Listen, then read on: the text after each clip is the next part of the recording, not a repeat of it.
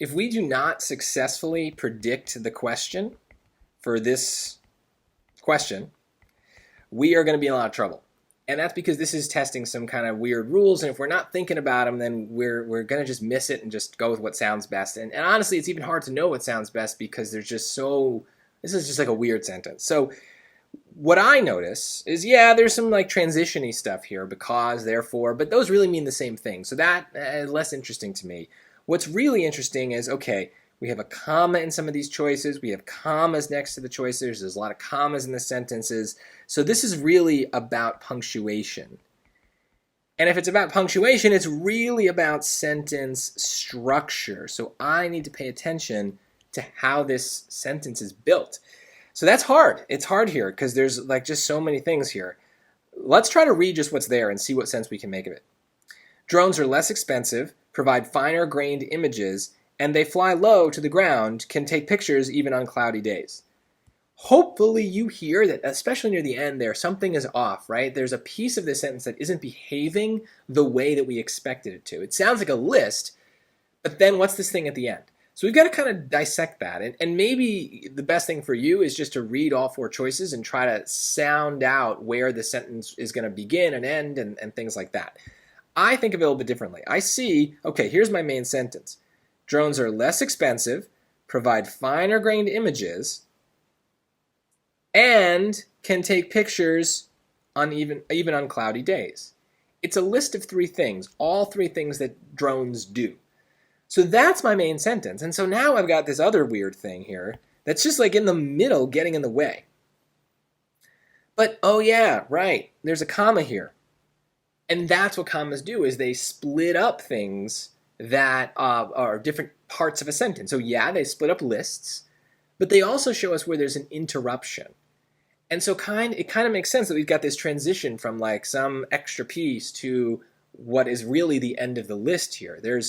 Something's not right because there's something getting in the way. They're inserting something else into this sentence. It's not really part of the list, but it kind of gets messed up with all the list stuff because it's just another thing with commas. And so this is just bad writing. This whole sentence, even when it's written correctly, is bad. They should have done this sentence. They should have written it differently. It's grammatically correct, but it's bad. It's confusing for a reason. So in order to have this ending comma that takes us out of the interruption and back to the main sentence, we should have a beginning comma that functions the same way, that takes us out of the main sentence and brings us into the interruption. Now, a lot of people think that this comma here, before the 37, is that comma, but it's not. Because if that left the sentence, then we wouldn't have the and anymore, and the and is part of the sentence. It's the list. It's the end of the list. So we have to put the comma here, after the and, where the green and the pink are meeting. That's what the comma is doing. It's showing us where the main green sentence is getting interrupted by the pink. So the only choice that does that is D. And let's read it out loud. Let's see how it sounds. Drones are less expensive, provide finer grained images, and because they fly low to the ground, can take pictures even on cloudy days. So it's a little extra description about how they fly in the middle of a list about other things that they do. So it's not good in terms of logic and just good writing, but it's grammatically correct when we do that. We can have the comma after and here because it's functioning to remove us from the sentence temporarily. Now, I bet I get a comment on here. I'm going to anticipate it. Well, I thought you said that you can't have commas after the and. The comma goes before the and. Well, yeah, the comma did go before the end. That's this highlighted comma. But as with any punctuation rule, there is nothing set in stone that absolutely must be the case every single time, because certain words tend to get commas. Certain commas tend to get placed in certain places. But we can always just build a weird, wacky sentence that follows all the rules and just ends up with a comma in a strange place. So yes, we very, very, very rarely are going to have a comma after the word and. the comma would come before it, either if we're doing a list like we are here, or if we're just joining two sentences together.